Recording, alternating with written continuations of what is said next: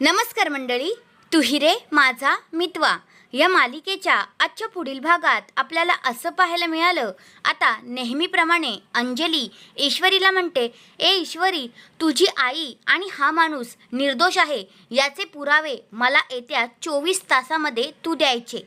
तर आता ईश्वरी म्हणते, ओके, जर असंच आहे ना तर माझी आई निर्दोष आहे हे 24 तासाच्या आत जर मी सिद्ध केलं नाही ना तोपर्यंत मी आता गप्प बसणार नाही. आता मी तुम्हाला 24 तासाच्या आतच सांगणार की माझी आई आणि बाबा निर्दोष आहेत म्हणून.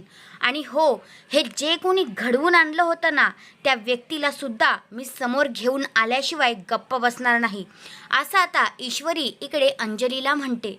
तर तुम्हाला काय वाटतंय, खरंच ईश्वरी दाखवू शकेल का की कोण आहे तो माणूस, कोण आहे ती व्यक्ती? तुम्हाला काय वाटतंय, तुमचं मत काय आहे? का नेहमीप्रमाणेच प्लॅन फ्लॉप होऊन सगळं काही परत वल्लरी मामीच जिंकेल? तुमचं मत तुम्ही कमेंट करून नक्कीच सांगा. धन्यवाद.